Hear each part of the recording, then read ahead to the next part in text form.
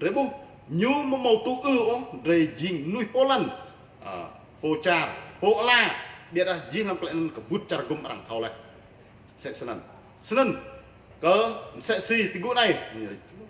vì những lý do này kể từ năm 1975 đến nay điều kiện sống đặc biệt là đối với người thường ở Tây Nguyên trở nên tồi tệ hơn bao giờ hết trong lịch sử của chúng ta. Hiện nay chúng ta có nguy cơ mất toàn bộ nền văn hóa của mình. Đã bồn sẽ sẵn đấng băng thôn sĩ Rocklin nào bla miền Nam Việt Nam Hồng Nguyễn Văn Thiệu tặng Duy Na thì nhu lẽ nắn lòng tru cỡ Duy Na rè là hình đó sẽ si gen giếng nạc đi gá là tập người chữ chẳng như yêu người thượng đọ hồng roạn sẽ si đọ sắc tộc bản sắc đọ dân tộc đọ nuôi rê gen rê roạn rê chính Duy Na rê nạc đi gá là tập người chữ chẳng rê như sẽ si dọn lệch mai mòn nền văn minh như tàn biến lịch gì sẽ si dấp đọ đô rồi sung lâu sang lông oan sẽ si như bia chinh che đọ đô rồi nhiều lịch gì mà là mẫu như anh ạ jing yuan birai đọ con home roạn rồi đọ gru rồi tuôn con nuôi ai đừng rồi yuan birai gì rồi màu là màu san tàn năng cũng sẽ sân còn gì lại nần kể từ khi những chủ nghĩa thực dân bắt đầu người thường chưa bao giờ có cơ hội biết đến hạnh phúc của hòa bình và quyền tự quyết. 13.000 sinh viên Việt Nam đến Hoa Kỳ để học tập, nhưng không một người thường nào được phép nhập học. Người thường có rất ít cơ hội để phát triển, và điều này càng trở nên tồi tệ hơn dưới thời chính quyền Hà Nội. Đã bùm sẽ sân đấng mừng yên prăng rê kẹ rê lẫn là Việt Nam rê xin ngã rê bông như màu trục cặp lúc lội bầu sẽ xí hung hồng roạn hung dọn lệch sinh viên hung rèm đại học địa đa lắm lần mà màu là cái đề rồi màu như pia nhã đôi như một bề rèm một kia như ngã như hủy rê cần hâu như hủy rê thâu như hủy rê bốc hủy đội làm tiếp ra tiếp play tiếp như một bề nạc đi gà chữ chẳng rồi nào rèm biết nổ một màu sân play tiếp rồi nạc đi gà là thằng người chẳng rồi như lệ hình như có nạp hình như có nạp nào sẽ sân chính phủ Việt Nam tuyên bố đã thay đổi những các điều kiện bắt bớ và phân biệt chủng tộc, vẫn tiếp diễn sự thay đổi và cải thiện kinh tế xảy ra đối với người Việt Nam trong thành phố để có thể sự tin tưởng và tín nhiệm của các nhà tài trợ Hoa Kỳ và quốc tế, nhưng hỗ trợ phát triển rất ít đến với các làng quê của người thượng nghèo nhất trong số những người nghèo ở Việt Nam. Quốc tế đang tùy đoan đang hỗ trợ các mặt này mặt đi đang bày thậm chí sẽ xin vào này đó làm tịt luôn lệ gao xin ngã đó Covid đang bày bắt đừng mừng chạy ngao đấy bày cỡ phúng miền núi sẽ xí nạc đi gà là tập người chỉ chẳng rồi thì tỉnh Tây Nguyên địa đặt một trụ một thầu biết tới nó bạc nào lấy bạcนั้นbạc Amerik bày làm sẽ sẵn một trụ tịch ngàn phùng duy sẽ xí như bè là người thượng sẵn dình dích lên dân linh của nục nà Việt Nam ngạn chát bài cờ phùng nạc đi gà là tập người chỉ chẳng rồi dình nó nào một đầy sẵn điều này được UNICEF và chương trình phát triển Liên Hợp Quốc ghi nhận hàng năm. Các chính sách của Việt Nam là có chủ đích đối với các dân tộc bộ lạc, các chính sách thúc đẩy thành lọc và đồng hóa sắc tộc. Chính phủ Việt Nam bỏ tự do tôn giáo, nhưng trên thực tế các nhà thờ không được tự do và những người theo đạo Thiên Chúa buộc phải đăng ký với các nhà thờ chính phủ do các mục sư làm việc cho chính phủ kiểm soát. Đó ôn sẽ sẵn. Xin ạ, chả là Việt Nam, nạc nuôi Việt Nam, clay đáo, bao giờ? Xin ạ, clay đáo ý nghĩa như là như tu họ có bút chả gùm, làm tập plus pan. Biết ta, làm nên gì các clay đáo này. Xin ạ, như ý nghĩa em sẽ sẵn mà. Như là clay đáo ý nghĩa, tôi xí nạc nuôi chẳng đáo, giá clay như chẳng đáo. Lê tơ đa như một chẳng đáo mà một lềm gỗ.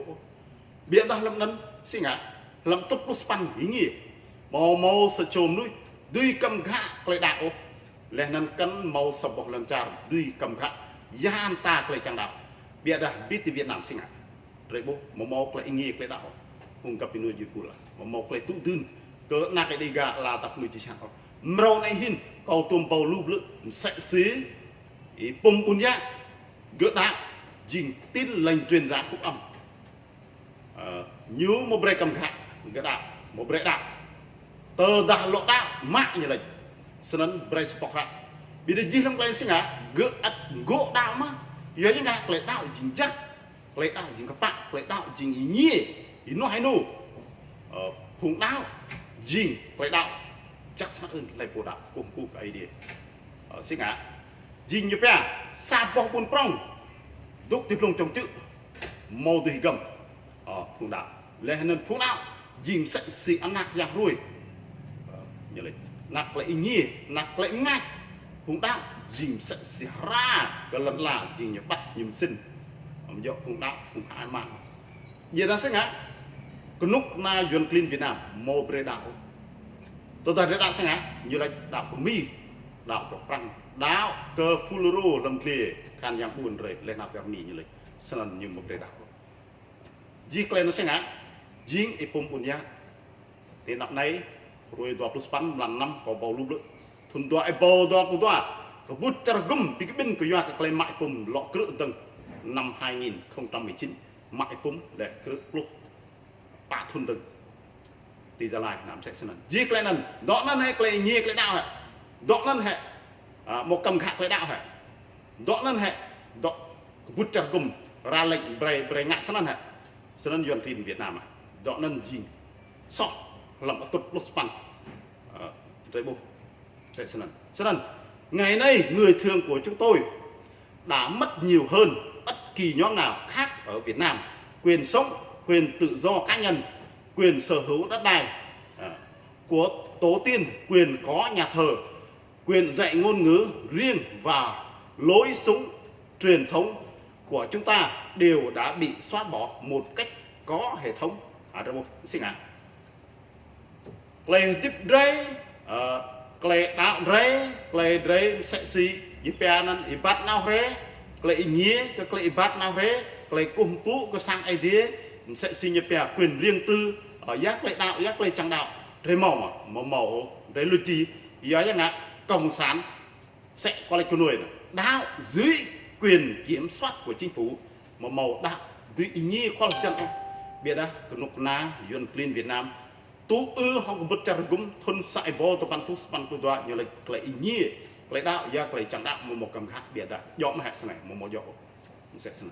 sân cái gì cái lần xin ạ sân nhiều lo cái bữa này trong suốt chiều dài lịch sử chúng ta đã sống và nuôi dưỡng gia đình của mình trên quê hương tổ tiên hàng nghìn năm chúng ta theo thực tế đó và theo luật thông thường chúng ta là chủ sở hữu hợp pháp của vùng đất của chúng ta, nhưng bây giờ thực dân Việt Nam phủ nhận quyền đó của chúng ta và thậm chí còn phân loại chúng tôi là dân tộc thiểu số với lịch sử ngược lại rằng chúng tôi đã di cư đến sống trên đất của họ. Chính phủ Việt Nam có tình lừa dối để tuyên bố rằng không có dân tộc bản địa nào ở Việt Nam vì chiến lược đó là ảnh hưởng đến các chính sách chiếm đoạt và thành lập sắc tộc của họ. Đó bồn sẽ ngay như lấy một màu khung duy na đề gạo như lấy từ Việt Nam vậy á, một màu nuôi đề gạo màu mà con ông doanh như đuối như lấy như một màu công nhận lên nó sẽ ngay như lấy dinh khung duy na đề gà này dinh một màu lẽ năm như biết năm khung duy na đề gà này dân tộc thiểu số người bản địa ô phân lần này sẽ xí dưới này dưới biết nuôi như này dưới một thầu biết phân dưới một thầu biết gà dưới một màu nà rồi như này như biết lần sẽ sân như chẳng lâm hết chẳng lư hết chẳng bị rai hết bị ra biết tình bút chợt cũng sinh ngã rằng thầu lẽ màu lẽ nhộm rong này ô đâm bằng nghệ phong mình nhuộl đâm mấy nụ trăm pa đơm đi chín nạp đi gà là tập người chỉ chẳng phải ngã bằng họ hòng phùng trăm pa người nhộm rong này biết phùng duẩn này sẽ xí rằng lạch nhầm bo mà plosar bo như là tuần tệ mà plosar như jim sẽ đi bà hàng như jim bo như thầu nào của vũ về là như thầu tục đi bên trong chợ biết rồi đêm một sân sẽ sân cái chiếc lên này jim như chẳng bị lệch hết như chẳng bị rai hết như lệch như jim màu biết rồi màu biết là biết bút chặt cùng thầu rồi nằm sẽ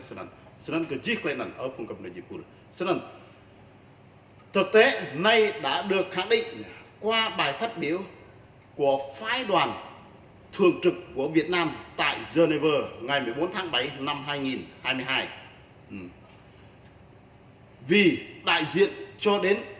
không có dân tộc bản địa ở Việt Nam mà chỉ có các nhóm thiểu số sống trên lãnh thổ Việt Nam mà không có lịch sử gốc của họ ở đây bộ sinh ạ. Như lấy cái đây màu ố hùng bồ phun lăn là vậy du hùng nuôi nạc đi gà là tập người chỉ chẳng màu dưới cân như là dưới biết sẽ xí màu ố bồ phun màu ố bồ lần như là hoàng bút chặt cùng làm sẽ sân này sinh anh như là ngắn như blue nó lẽ như trăng cỡ sẽ xí dưới ná nạc đi gà là tập người chỉ chẳng thuộc ở điệp suy tôn phùng y đế phùng há phùng khó phùng sơ đáng dấp dưới na thì bé cật lâu plôm ta dưới na màu sẽ xì như là màu năn nó màu phun đi tốt chẳng là dần như á phô phun tệ là đọc nửa chi chẳng dõm hệ sân ai một dõm